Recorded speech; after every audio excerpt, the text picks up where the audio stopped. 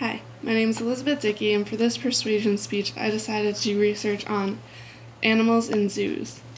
Over 600 million people visit zoos each year. As a result of being kept in captivity in zoos, many animals suffer mentally and physically from various conditions. Animals commonly become overweight and eventually obese, which puts them in a poor state of health. The animals not only suffer physically but mentally as well.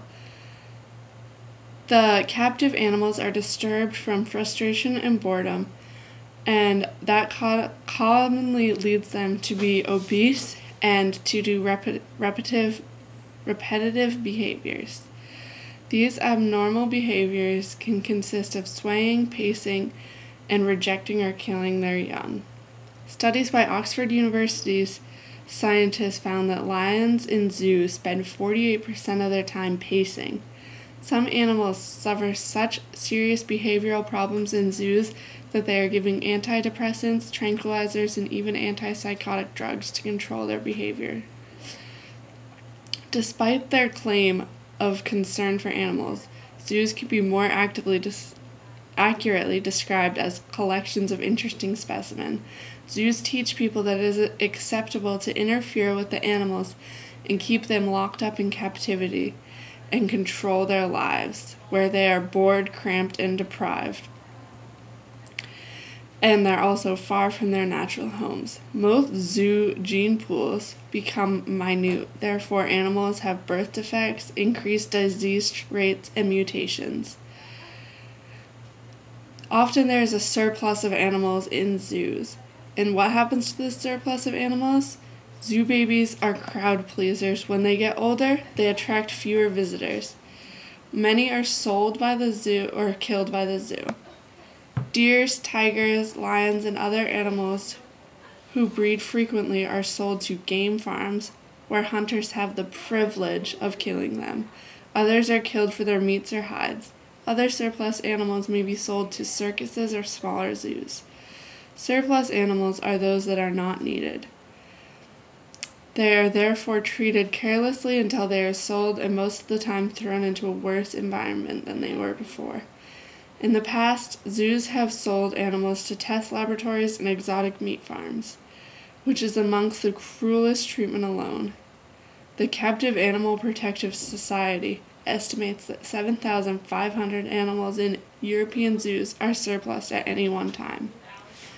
A change in the physical environment of the animal can be brutally devastating, especially aquatic animals like dolphins and whales. When dolphins are in aquariums, they cannot interact and get adequate exercise. Essentially, the dolphins are living in prisons.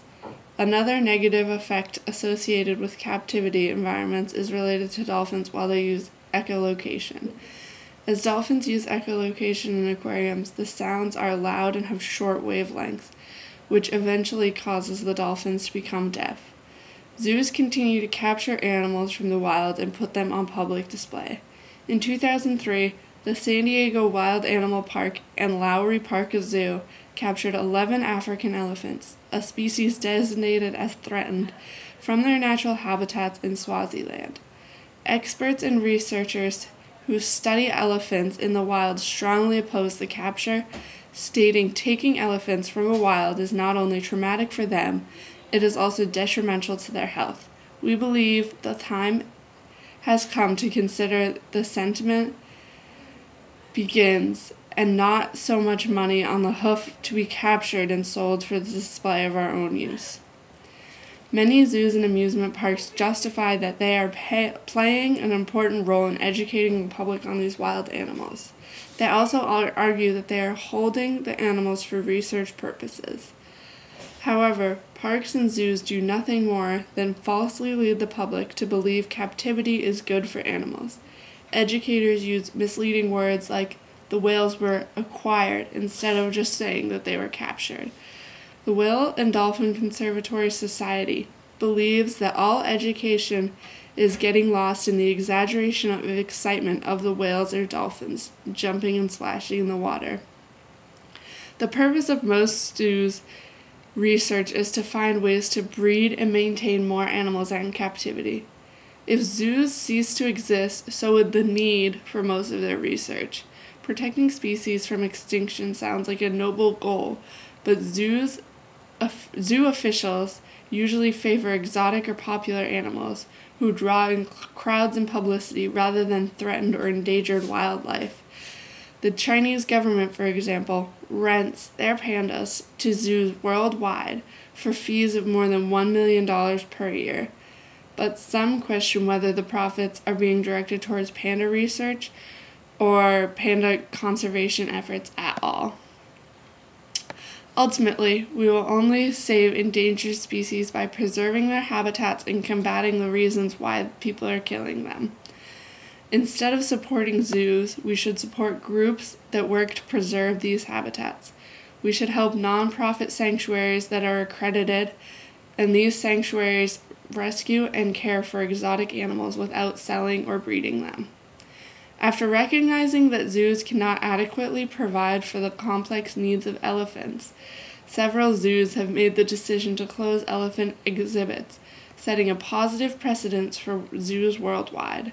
The Detroit Zoo sent 2 elephants to a sanctuary because, in the words of the zoo's director, just as polar bears don't thrive in hot climates, Asian elephants should not live in small groups without many acres to roam.